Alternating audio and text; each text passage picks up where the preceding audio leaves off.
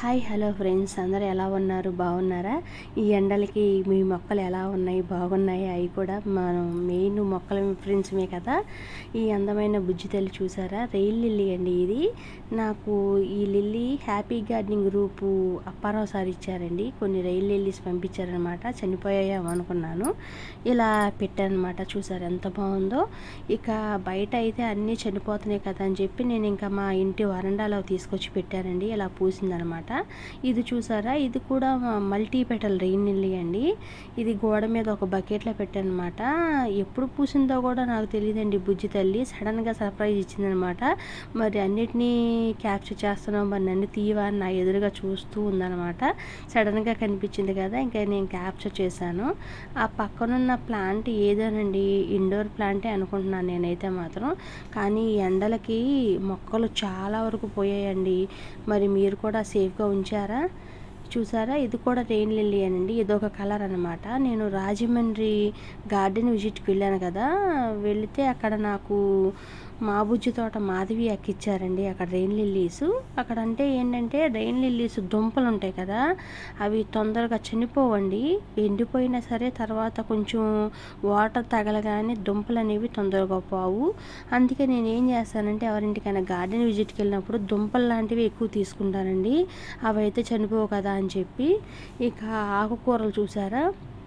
పెరుగు తోటకూర, ఇది రెడ్ తోటకూర అనమాట, మునగాకు, ఈ మూడు వచ్చాయండి. ఇంకా గార్డెన్లోకి వెళ్ళి చూస్తే కనుక వేసవకాలం కదా, చాలా వరకు అన్నీ పోయాయండి. ఇవైతే మాత్రం సింగిల్ ప్లాంట్స్గా కనిపించాయి తోటకూర. ఇక కట్ చేసి ఇక పప్పులో వేద్దాం కదా అనిపించింది. మునగాకు కూడా తీసుకొచ్చాను. కానీ మునగ ప్లాంట్కి అయితే మాత్రం చాలా వచ్చేసిందండి. చాలా వరకు కూడా నేను కొమ్మలు నరికేసాను అనమాట. ఇక అప్పుడు పప్పు చేశాను. ఆ రెండు ఆకుకూరలను మునగాకు వేసి పప్పు అయితే మాత్రం లైట్ దోరగా వేయించేస్తానండి. వేయించేసి కొంచెంసేపు నానబెడతాను. ఎందుకంటే అలా గ్యాస్ ప్రాబ్లం ఉన్న వాళ్ళు అలా చేసుకు తింటే గ్యాస్ ప్రాబ్లం అనేది రాదు. ఇక చింతపండుకు బదులుగా మామిడి వరుగులు చేశాం కదా, అవి వేసి చేశానండి. చాలా వరకు చింతపండు వాడితే ప్రాబ్లమ్స్ వస్తాయి అని చెబుతున్నారు కదా, ఇక మేము కూడా అవాయిడ్ చేద్దామన్న దృష్టిలో ఉన్నామండి. ఇక సాల్ట్ కూడా మానేద్దాం అనుకుంటున్నాం అనమాట.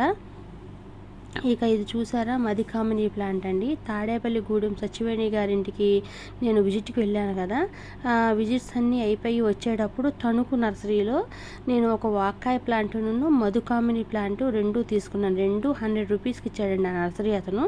చాలా చిన్న ప్లాంటు కానీ మంచి అరోమా ఉందండి.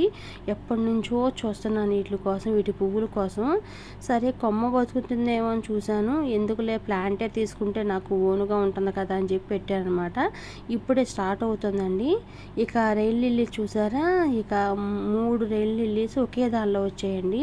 చూసారా? లైట్ మార్నింగ్కి నేను ఇక్కడ పెట్టాను అనమాట. పక్కన ఉన్నది నిమ్మగడ్డి, స్నేక్ ప్లాంట్స్ అన్నీ చనిపోయాయి కదా, ఇక వీటినన్నా కాపాడుకుందాం అని చెప్పి ఇక లోన తీసుకొచ్చి పెట్టానండి. ఇలా పెట్టాను, కొన్ని జాడీల్లో పెట్టాను, ఇలా చేశాను అనమాట. మందారం ప్లాంట్ కూడా పెట్టాను. ఈ అందమైన రెయిన్ లిల్లీస్ మాత్రం చాలా బాగుంటాయండి. కానీ పువ్వులు పూసిన తర్వాత వాటిని కట్ చేసేస్తే మళ్ళీ పువ్వులు స్టార్ట్ అవుతాయండి. ఇంక ఇది చూసారా? మా గోడ పక్కమ్మట చిన్న ఖాళీ ప్లేస్ ఉందండి. ఇక ఆ ఖాళీ ప్లేస్ ఎప్పుడు దీనిలోనే పెడతాము. కాకపోతే ఈసారి నాకు కొంచెం డిస్టర్బెన్స్ వచ్చిందనమాట, అందువల్ల తొందరగా చేయలేకపోయాను. ఇక ఉన్న మట్టిని పార ఉంటుంది కదా, ఆ పార పెట్టి చెక్కేసాను. కిచెన్ కంపోస్ట్ తయారు చేశానండి. ఆ నల్లగా తడిగా ఉంది చూసారా? కిచెన్ కంపోస్ట్ తయారు చేసేసి వాటి వల్ల ఎలుకలు, పందికొక్కులు బాగా వచ్చేస్తున్నాయండి. ఇక ఇలా కాదులే అని చెప్పి ఆ మట్టిలోనే ఎండబెట్టేశాను అనమాట, ఎండుతుందిలే అని చెప్పి. ఇక మధుకామిని ప్లాంట్ చూసారా? ఇది నైట్ పూట అనమాట. ఇది నైట్ బ్లూమింగ్ అనుకుంటండి, కానీ మంచి అరోమా అనమాట.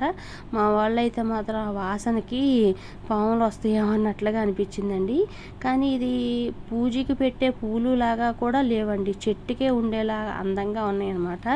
ఎంత వాసన వస్తుందోనండి.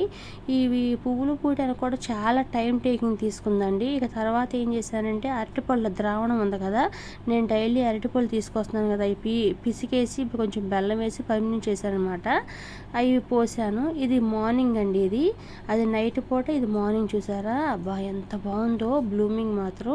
ఒక చిన్ని దేవత ఇక్కడ కూర్చున్నట్టుగా అనిపించింది కదా. ఇక ఒక్కరోజే 2 రోజులు ఉందండి బ్లూమింగ్. తర్వాత నుంచి రెక్కలన్నీ విడిపోయి చెల్లా చెదురుగా పడిపోయిందనమాట. అంటే గాలి ఎక్కువగా ఉంది.